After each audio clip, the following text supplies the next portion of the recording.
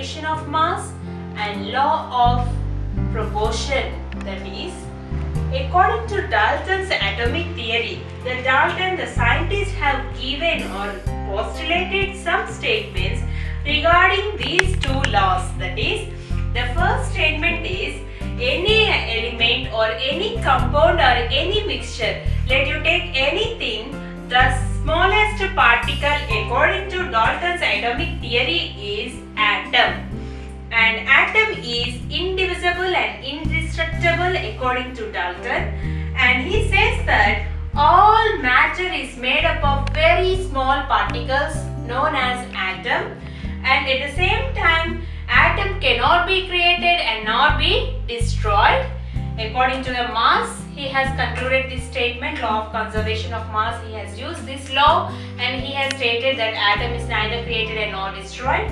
And atoms of an element are identical in mass and chemical properties. That means if you take hydrogen element and the atoms of hydrogen will consist of same chemical properties and will be in similar shape or similar nature, right? And let us take atoms of different elements. Suppose if you take hydrogen and oxygen, right?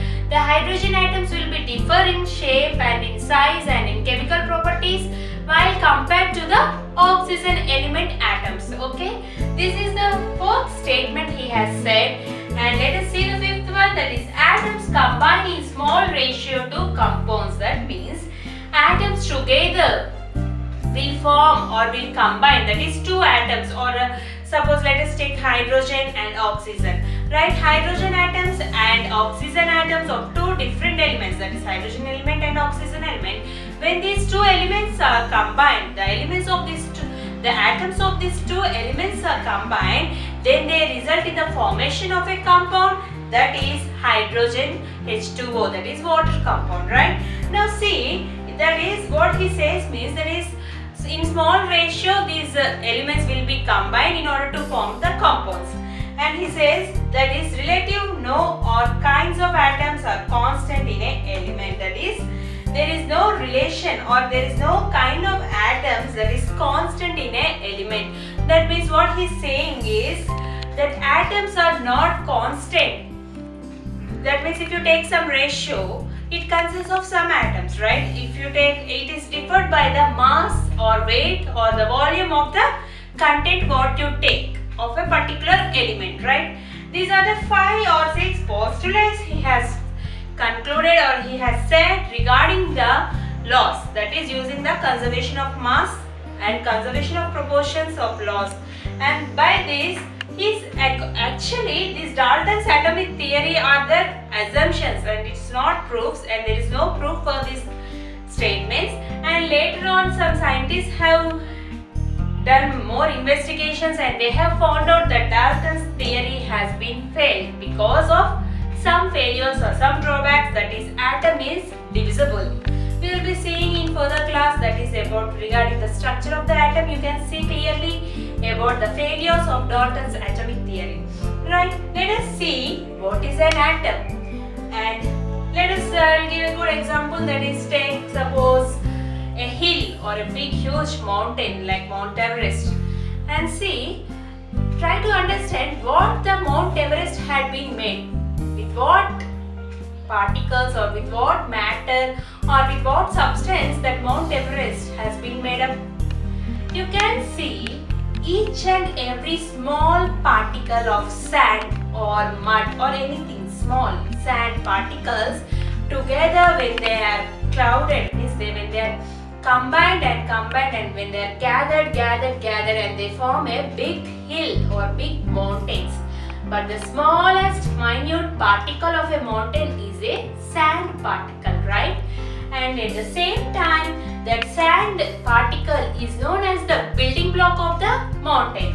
And really we have seen that the matter around us is consisting of small particles, that is known as atom, and atom is the building block of matter or substance or particles which are around us. And we can say, how big is atom? Do you have any question like that, or when we think how big will be the atom? But for practical, atom is a very small minute particle which cannot be seen by our naked eye, and it has around the radius of nanometers. That means 1 by 10 power 9 meters, that is equals to 1 nanometer. 1 meter equals to 10 to the power of 9 nanometers, and this is a mathematical measurement calculated, and it is around nanometer size, the radius of an atom is. Now let us see some sizes of some elements. Let us see. That is for hydrogen, it is around 10 power minus 10 nanometers. That means very minute. And for water, it is 10 power minus 9.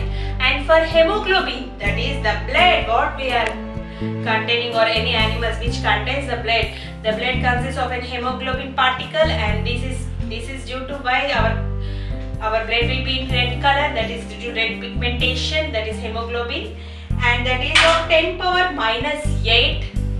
It is hemoglobin size, or the radius of hemoglobin atom is 10 power minus 8. And let us see one more thing, that is how the atoms are made up of.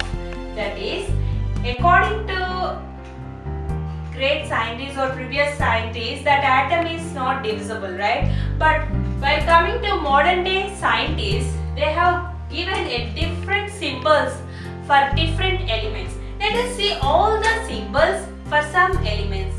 According to Dalton's, he has given the symbols, or he has given according to the names of the elements as per to the relation of names or first letters of the elements. And let us see according to Berzelius is also one of the scientists. He had given the names according to the color and according to the first two letters of an element. Now let us see all those symbols, and let us assume that, let us take that first element is hydrogen, and everyone has suggested that atom will be in a circular shape, right? And they have given an atom a circular shape and which surrounded with a center of nucleus, and here it is the representation of symbol of hydrogen element, and for carbon it is totally filled up with blue slash, and this is for carbon element, and for oxygen it is simple circle with a plain surface inside, and for phosphorus they have denoted as a pyramid structure, right? 3 lines intersecting at a common point. And for sulfur they have given 4 lines, that means 2 lines is breaking the circle into 4 parts, and for iron they have just given the first letter I in the circle, and for copper C, and for lead or lead that is L, for silver S, and for gold they have given G, and they have given 8 lines. That means it consists of 8 atoms or 8 particles, and so they have considered it as G in the center and with 8 marks. And let us take for platina, that is they gave P, and for mercury they have doesn't mention the name or letter M, but they have just given the circulars of 8 circles inside the big atom. Now let us see how these names are placed or the names are given. Actually the names are given according to the place where they are found out. Let us take for example cryptus. The place where we have found out, thereby they have given the name copper for cryptus. Copper is found out in the place known as cryptus. Therefore they have given related to that place, that is copper. And for example also they given the names as per the color also. But for gold the color will be yellow, right? Golden yellow we will be saying. And in English, according to English, that is gold means yellow. As per English language, gold means yellow. Therefore, according to the color, they have given a name called gold for the gold metal, right? And also they have given some names according to the first letters. That is, for hydrogen H, and for carbon C, oxygen O, nitrogen N. And for some symbols or for some elements, they have given the first 2 letters. That is for, let us take one example, aluminium. The first 2 letters is Al, right? And for some elements, they have given the first 2 letters of those elements, like aluminium, they have given Al. But the representation or writing of these elements is the first letter will be in capital and the remaining letters will be in small letter. That is, for hydrogen H will be capital and for sulfur S will be capital, and for iodine or iron, that is I will be capital. And let us take for aluminium, the first two letters has been taken, right? This representation is wrong representation for aluminium. And the correct representation for aluminium is first letter should be A, capital, and the next letter that should be L, that should be small letter, that is Al. Please note down the representation also, it is very important. And let us see for cobalt. The first two letters has been taken of an element, then cobalt CO. O will be small and C will be capital, and this is a correct representation. And CO, both are capital. This is the wrong representation of cobalt. Now therefore we can see one more example like zinc. Right, in zinc the first element is considered and the later elements or later letters of those elements is considered. For example, take zinc and Z will be represented as capital and the next letter is not considered. We are taking the third letter, that is N. N will be in small form. Thus, the symbols are denoted by the place or denoted by the color or denoted by the first letters or the first and second letters or first and some other letter in the middle of the element. Thus, the representation will be taken place and the first letter will be always capital, and the second letters or followed letters should be always small. And this is a representation of the symbols of elements. See some of the symbols of some elements, that is for aluminium it is Al, and for argon it is Ar, and for barium it is Ba, and for boron it is B, and for bromine it is Br, and for calcium it is Ca, and for carbon it is C, and chlorine Cl, cobalt CO, copper Cu, chlorine F, gold Au, because gold it is the symbol is Au because it is taken as the Latin name for gold, and iodine I, iron the Latin name is ferrum, so we are considering Fe as the symbol for iron, and magnesium it is Mg, and for silver it is Ag, and for potassium it is K, that is a Latin name Kalium, and we are taking all these symbols as unique chemical symbols of each and every element. That means the symbol of one element cannot be equal or cannot be familiarized with the other symbol of another element. That means that they have different and unique characteristics. Like one person is unique, right? One person cannot be same as the other person. In the same way, the symbols are given for all the elements and they are unique symbols. And let us see the atomic mass of an atom. That is, let us take a carbon element and oxygen element, and when we combine in order to form a simple compound, that is carbon monoxide, then the ratio or proportion of these elements is 3:4. That is, 3 grams of carbon will be combined together with 4 grams of oxygen to form carbon monoxide. That means carbon mixes with 4/3 times of mass of oxygen, right? And the unit or the standard unit of atomic mass of unit is AMU previously. But now according to IUPAC, that is Indian Standards, that is changed as U, just capital U, that is unit for atomic mass. And let us see some more elements or compounds having the mass numbers. That is mainly the experiments have been done with the element using oxygen. Oxygen element is used because this oxygen element is mostly combined with all elements and in order to form some compounds.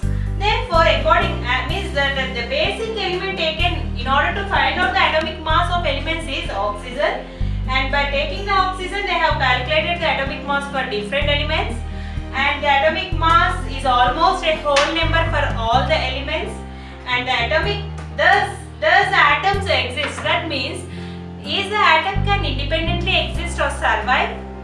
That is a question. But atoms cannot exist independently. That is a statement true because atoms will be existing in the form of either molecules or ions. Molecules means the elements or the atoms of one or two or more elements will be combined together in order to form a molecule. That means atoms of oxygen and atoms of hydrogen are combined together with the help of chemical bond. That is, the attractive forces between this hydrogen and oxygen enables them to be binded together in order to form a molecular nature, and the molecule is the basic substance or basic particle of an matter which exists independently in the atmosphere. That means atom it cannot exist independently, but the molecule can exist independently. It is the basic fundamental particle of a matter. Now let us see ions. Ions are based on the charge, that is they are losing the electrons or they are gaining the electrons. By the basis of losing and gaining or sharing of electrons or atoms, the ions will be considered, and the ions will be mainly of positive and negative. That means positive means the losing of atoms and negative means gaining of atoms by other elements. Let us see them in detail in further classes, and let us see the symbols or atomic masses of some elements. That is, for hydrogen it is 1, and for carbon it is 12, and for nitrogen it is 14, and for oxygen it is 16, and for sulfur it is 23. There are some other elements also. You can find out them, and by using the formula previously what I given for atomic mass, and thus we can calculate all the atomic masses of elements, and we can denote we can learn the symbols of elements at the same time, and these all are unique in nature.